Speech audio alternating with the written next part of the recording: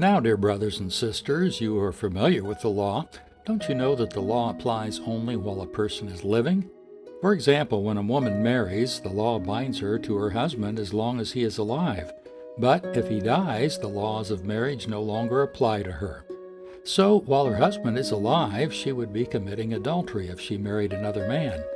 But if her husband dies, she is free from that law and does not commit adultery when she remarries. So, my dear brothers and sisters, this is the point.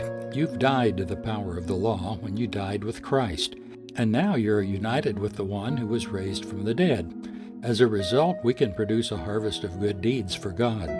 While we were controlled by our old nature, sinful desires were at work within us, and the law aroused these desires that produced a harvest of sinful deeds, resulting in death.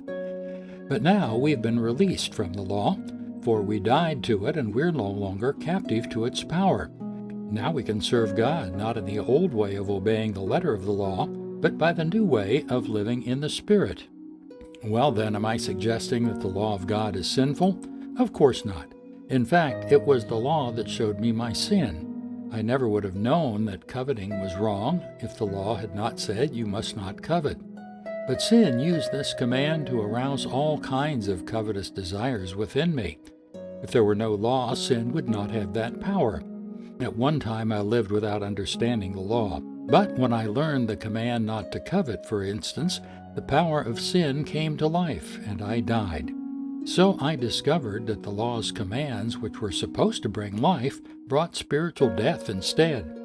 Sin took advantage of these commands and deceived me. It used the commands to kill me. But still, the law itself is holy, and its commands are holy and right and good. But how can that be? Did the law, which is good, cause my death? Of course not. Sin used what was good to bring about my condemnation to death. So we can see how terrible sin really is. It uses God's good commands for its own evil purposes. So the trouble is not with the law, for it is spiritual and good. The trouble is with me, for I am all too human, a slave to sin. I really don't understand myself, for I want to do what is right, but I don't do it.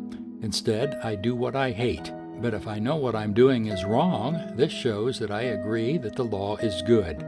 So I'm not the one doing the wrong, it is sin living in me that does it. And you know that nothing good lives in me, that is, in my sinful nature. I want to do what is right, but I can't. I want to do what is good, but I don't.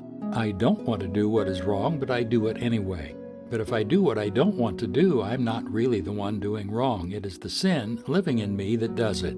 I have discovered this principle of life, that when I want to do what is right, I inevitably do what is wrong. I love God's law with all my heart. But there's another power within me that is at war with my mind. This power makes me a slave to the sin that is still within me. Oh, what a miserable person I am! Who will free me from this life that is dominated by sin and death? Thank God the answer is Jesus Christ our Lord. So you see how it is. In my mind, I really want to obey God's law, but because of my sinful nature, I am a slave to sin.